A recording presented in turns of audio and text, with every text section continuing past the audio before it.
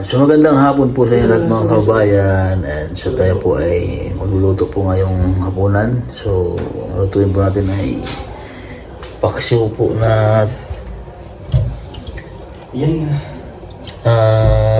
bangus. Yan, paksiw na bangus po. Yan, papaksiwin po natin. Tapos lalagyan ko po siya ng pata po ng baboy. Yung may taba-taba po siya. Pwede ilalagay ko po dito sa may ilalim, sa pinaka-ilalim po ng isda. Pangpalaman ko sa ilalim para mas malasa yung ating paksiw. Ayan. Lagyan natin ang kupita mo. Tapos ito na, ingredients. Mayroon tayong sibuyas at luya. Ayan. So, kaliskisin po natin itong mga bangus natin nilutuin niya. Yan, so linisan po natin ito mga kabayan. Dahil hindi pa po nalinisan na eh. Opo, ma'am, Nineta. Masarap po. Umod na, masarap. Ito lang sa dulo. Kita niyo po sa long vlog niya. Pero pwede rin ito mga kabayan na yung sa bangus, hindi nakaliskisan yung pagpaksiw. So dito po ay nakaliskisan po natin. Hindi po nakaliskisan eh. Diba?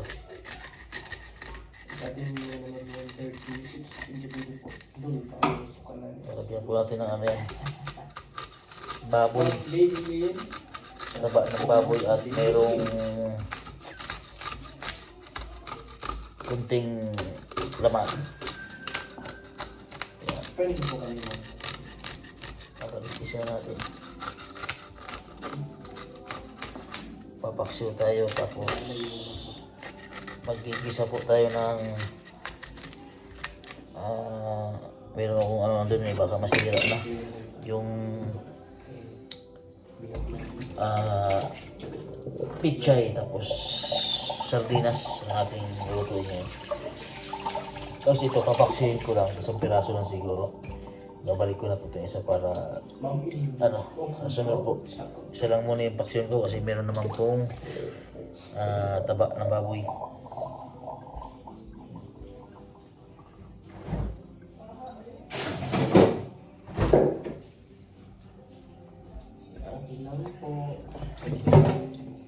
Gusto talaga sa inyo.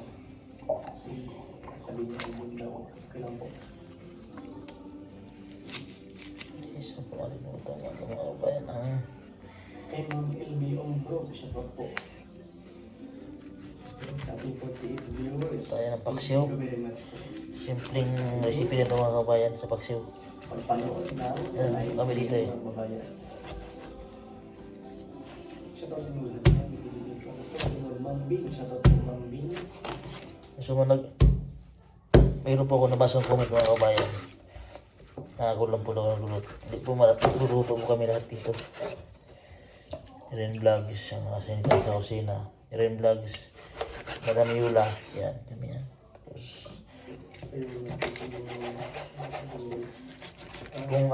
kung ano po yung may alam sa recipe, siya po nagluluto. Yan. Tapos ito, gayatin natin mga kabayan yung taba.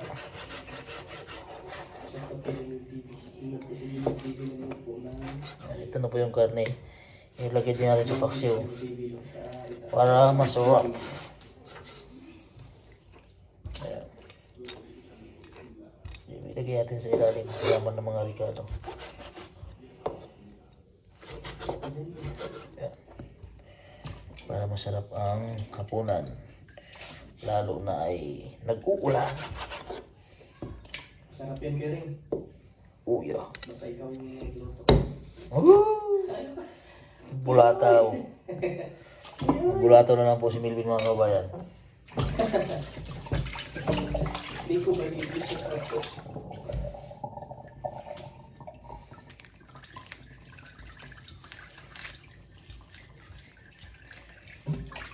Sarap yan eh.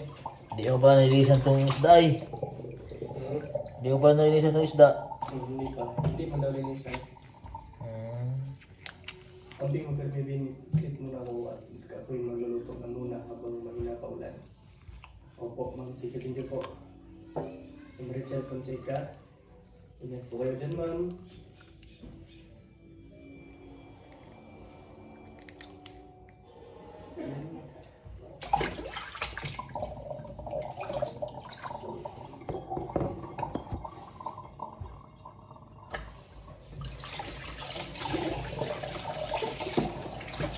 Okay naman ang ano.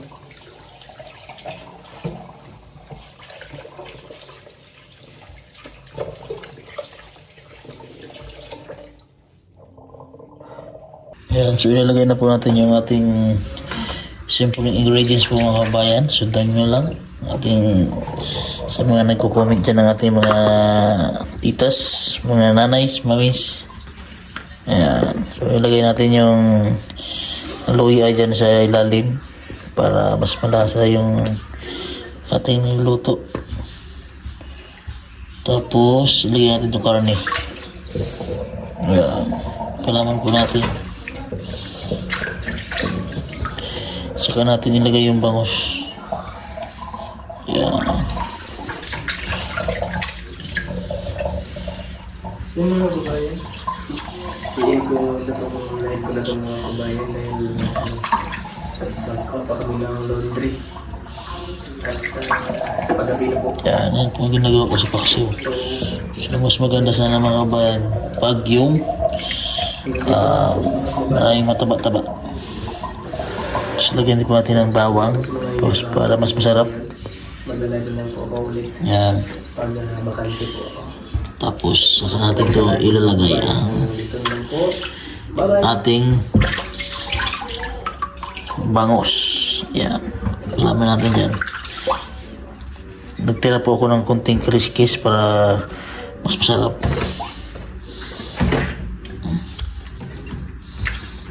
Ayan. And then yan. Tapos ilagyan ko rin yung taas. Yan. Yung tirang sibuyas at bawang. Yan lang. And so luto na po siya mga kabayan, no? Paksiw po natin na may laman po ng baboy at may konting taba. Yan po yung natirang pata. So medyo nagmamantika na po siya mga kabayan. Yan talaga yung texture na lalabas. Tapos yung aroma, ang bango na. Yan. So kakain na po kami ng hapunan. Kung gusto niyo pong gayahin, sundin niyo na po ang recipe. Simple lang po yung mga kabayan. Pero napakasarap. Yan. Good morning po sa iyo lahat mga kabayan. Ayan. So, yun po ay magluluto po ng aming umagahan po. So, dapat po kagabi ko po tululutuin itong mga pichay. So, ngayon, at may gulay po kami natira kahapon ng niluto ko tanghali. So, sayang naman kung hindi namin kakainin. So, yun na lang po yung kinain po namin, pinartner po namin dun sa paksiw na bangus. Tapos ngayon, ito na lang po nilulutuin ko ngayong umagahan, breakfast po namin. So, gigisahin ko na lang po sa sardinas yung pichay. So, gagalatin po natin na maliliit. Tapos gigisahin lang po natin bawang sibuyas lang, gisa lang. Sarap na po yun. Sakto din po yan sa lagyan natin na sabaw kunti, tag-ulan. Yan, ito. So, baka pag tumagal yung pichay sa rep, eh baka masira din. Kaya lulutuin na lang po natin ng umagahan. Yan. So, ngayon, kaya natin mga dito maliliit. Yan. Nakatry na ba kayo mga kabayan na luto po na pichay na yung sahog ay usubak ay sardinas. Yan. So, let's go. Luto tayo ng ating breakfast po dito sa PB House. Bali, kami lang pong 5 natira po dito sa PB House. Yung iba ay naibik na. Naibik na. Matira. Ayan. So magagayat po muna tayo ng mga pichay. Maliliit lang. Ayan. So ganyan lang po magayat. Ayan. Bigayatin natin itong maliliit. Ayan, mga pichay. para mabilis po siya maluto. Yan, ganyan lang po siya kalalaki oh. Ganito lang, gisahin lang po natin. Ganyan lang. Ayan. Shout po sa inyo lahat, mga OFW, mga atin, mga all over the world. Yan, ingat po kayo, palagi dyan sa inyong mga trabaho. At siyempre, sa mga viewers natin nasa Pilipinas. Yan. Yan. Itong part ng ano, sa may puno o medyo lita natin yung gayat. Pero ito sa may mga dahon-dahon, okay lang po yan, medyo malaki-laki. Dahil mabilis naman pumaluto yan. Yan lang. Kung pang mabilis ang luto, mga kabayan, pwede nyo ito. Pang mabilis ang luto lang. Mga gantong gisa sa gulay. Yan. Tanggayin natin yung pinakang ilalim. Kasi ano yan, matigas. Ito po yung namin pinamili namin nung nakaraan before pumunta kami sa bundok para mag-mission. So babalik pa po ang PB team dun sa bundok na pinuntahan, mga kabayan. Yan. Tingnan mo yan, madami. Pero pag yan na yan naluto, kikipis na yan. Liit na siya. Yan. Basta yung part nitong lulo, liitan po yung gayat, mga kabayan. Yan.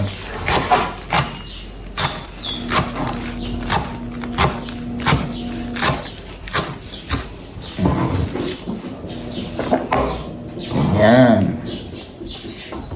Yan. Sakto na po sa amin 5 to.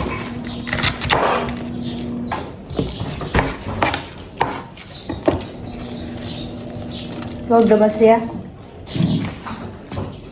Bawang lang sibuyas ha. Sa isa lagi pong tulong ko dito sa pagkagayat luto. Siya yung laging nag-recommend na siya magkagayat. Ganun sa isa. Ayan.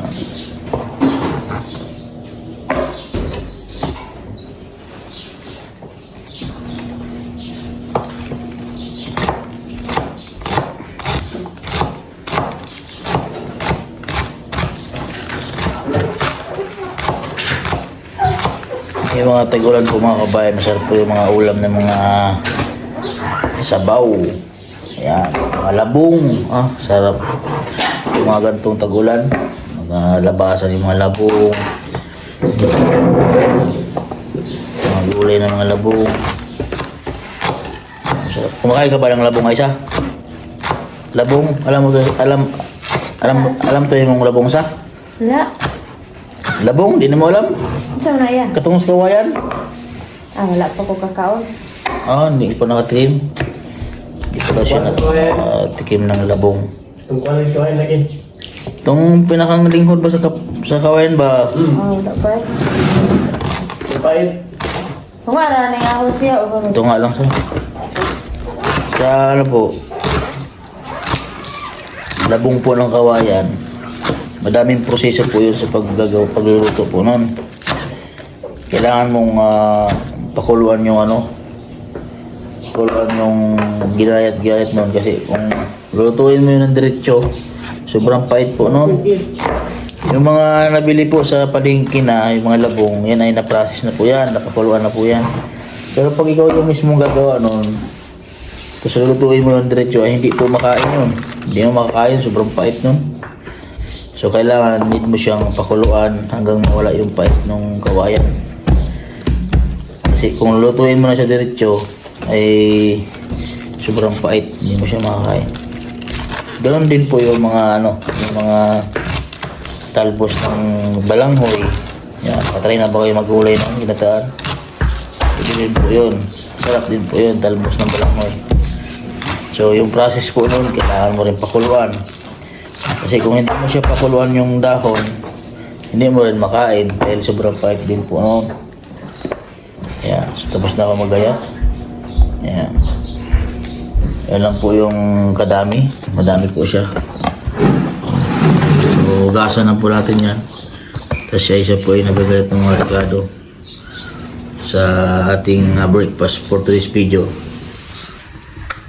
Ayan, so maglalagay po tayo ng mantika at tayo magigisa na. Ayan.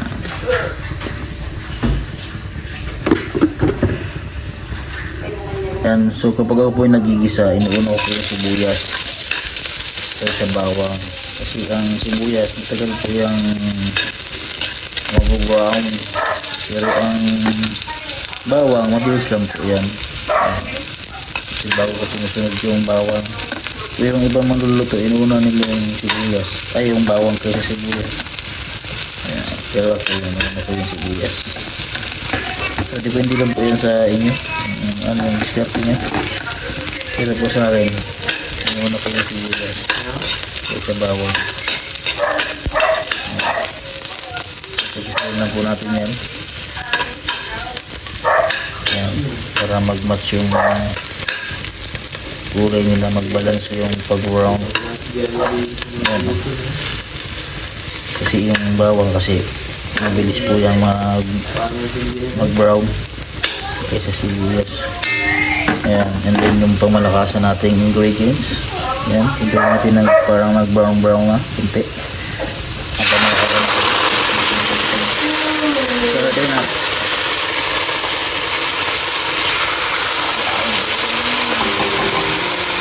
Try natin dyan. At talagyan natin ng sabaw.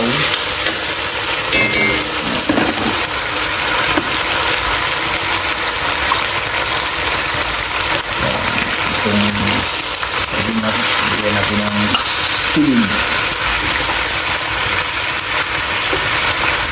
Yan, ganyan lang.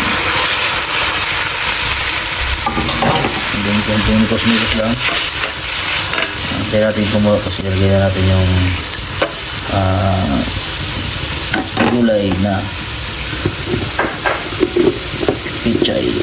Lagyan natin ng konting asin lang. Ayan.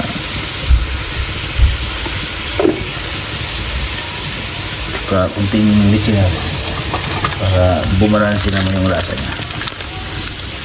Ayan.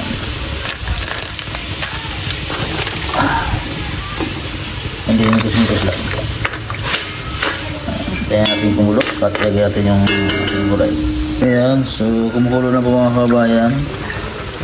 Ilagay na natin itong gulay na pichay. Tapos huwag lang natin halo-haloin mga kabayan dahil pag palagi natin nahalo yung ganitong gulay yung pichay, maglalasa siya lalo yung pichay. Gawin natin, pagkalagay natin, takpan lang po natin para maluto po siya. And then pag luto na siya, bago haluin, kasi pag palagi yung hinahalo, maglasa yung pichay, lalasa yan. Kasi pag itong pichay, pag hinahalo mo palagi, naging mapait na kunti. Kaya ang gawin natin, huwag natin haluin, hintayin natin maluto, takpan lang natin. Sarap yan, prepare ba no? Oh yes, nagaluto ka rin ba ito? Yung pizza lang. Sardinas. Sardinas. Yan. Ito giniling ano? Oo, yan yung Ayan. giniling. Ano yung kulang yung giniling? Sa giniling. Ano yung bilhin mo? Sabi mo kagabi?